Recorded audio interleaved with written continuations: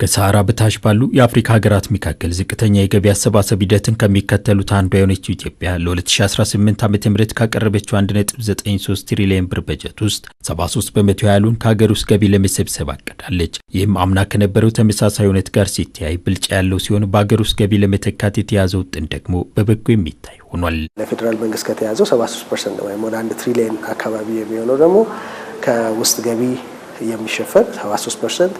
ይሄ ትልቅ ጭማሪ ያሳየ ነው። ባለፈው አመት ካልተሳሳትኩ ወደ 58% አካባቢ የሚሆነው ነበር ከዚሁ ከታክስ ሬቨኒው የሚሰበሰብ ተብሎ የታሰበው ዘንድሮ ወደ 73% ከፍ ብሏል። የግንዛቤ ክፍተት፣ የታክስ ስወራና ተያያዥ ጉዳዮች የዘርፍ ፈተና የሆኑባት ሀገሪቱም በገቢ አሰባሰቡ ረገድ ያላትን እምቅ አቅም ከመጠቀም አኳያ ውስንነቶች እንዳሉባት ያመላከተው ነው ይጠቀሳል።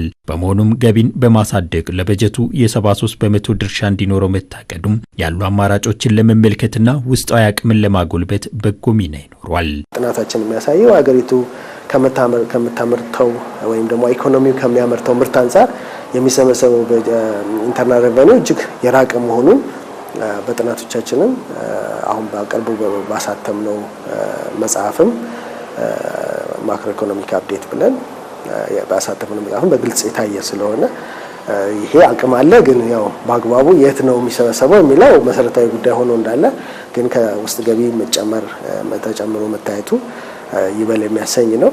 ብዙም ማይከፈል ታክስ ማይከፈል ህዝብ አለ። በተለይ ሬጉላር ያልሆነ በአብዛኛው ኢኮኖሚያችን ኢንፎርማል ስለሆነ ማለት ስለዚህ እዛ ላይ ትኩረት ቢደረግ ጥሩ ነው። የበለጠ ካልሆነ አሰባሰቡ አይ ቲንክ አምናው ከነበረ አፈጻጸም እድገት ያሳያል። ጥሩ ነው። አምናው ከሰበሰብነው የዚህን ያህል ይሄዳል ተብሎ ይታሰባል። መንግስት እቅዱን እውን ለማድረግ የተለያዩ የገበያ አሰባሰብ ሂደቶችን ከመተግበር ጀምሮም በዘርፍ የወጡ ህጎችና መመሪያዎችን ወቅቱን በዋጀ መልኩ ማሻሻያዎች ይደረግባቸዋልም ነው ያሉም። በበጀት ዓመቱ ተግባራዊ ለማድረግ ከታቀዱት ዋና የታክስ ፖሊሲ ማሻሻያዎች መካከል አሁን በስራ ላይ ያለውን የገቢ ግብር በአጠቃላይ በመፈተሽ አስፈላጊውን ማሻሻያ ለማድረግ የታቀደ ሲሆን ይህንንም ተግባራዊ ለማድረግ አስፈላጊው ጥናት ተደርጎ የህግ ማዕቀፍ ማሻሻያው በዝግጅት ላይ ይገኛል። እንዲሁም የተሟላ የኤክሳይዝ ታክስ አስተዳደርን ስራ ላይ ለማዋል ዘመናዊ የቴምብር ስርዓት ለመዘርጋት የተጀመረው ስራ ተጠናቆ በ2018 ሙሉ በሙሉ ተግባራዊ እንደሚደረግ ታሳቢ ተደርጓል።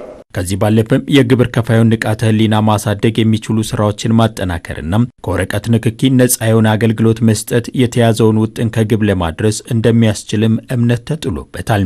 የታክስ አስተዳደሩን ለማጠናከር ለግብር ከፋዮች የሚሰጠውን የታክስ ትምህርትን በማጠናከርና ድጋፍ በማድረግ የህግ ተገዥነትና የታክስ አገልግሎትን ለማሻሻል እንዲሁም የኦዲትና ስጋት አመራር አገልግሎትን ለማጠናከር የተቀረጹ ማሻሻያዎች በተጠናከረ መንገድ ተግባራዊ የሚደረጉ ይሆናል። እንዲሁም የታክስ አስተዳደሩን በኢንፎርሜሽንና በዲጂታል ቴክኖሎጂ ለመደገፍ የሚያስችሉ ስራዎችና ሌሎችም ማሻሻያዎች ተጠናክረው ተግባራዊ ይደረጋሉ።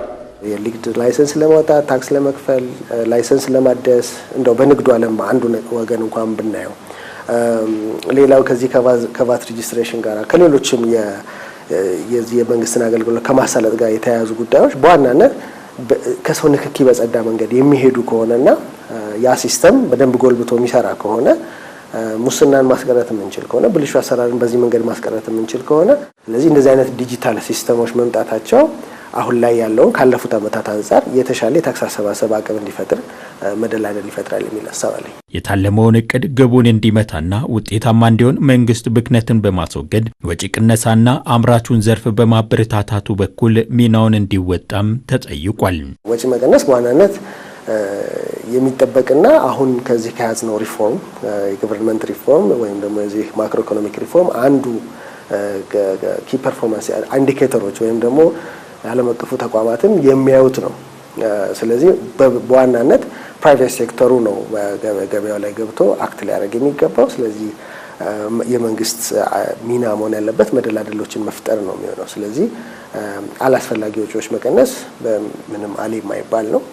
ለዚህም እንግዲህ መንግስት ምንድነው የሚመድበውን በጀት ፕሮዳክቲቭ በሆኑ ወጪ ቆጣቢ በሆኑ መንገዶች እና ሁኔታዎች ላይ ብቻ ኢንቨስት ማድረግ ተገቢ ይሆናል ማለት ነው። አብዛኛው አሁን የኢትዮጵያ ነጋዴ ወደ ንግድ ነው የሚሄደውና ወደ አምራችነት የሚሄድበት ብዙ ማበረታታቶች ይቻላል።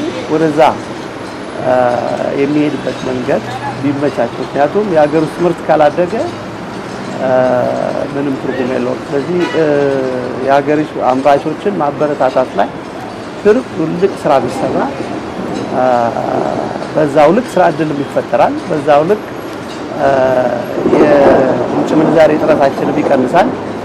የሀገር ውስጥ አምራቾችን በዛው ልክ እያደጉ ይሄዳሉና ትልቁ ትኩረት መደረግ ያለበት እኔ ኢንቨስትመንቱ ላይ የሚሰጡ ማበረታቻዎች መስፋፋት አለባቸው።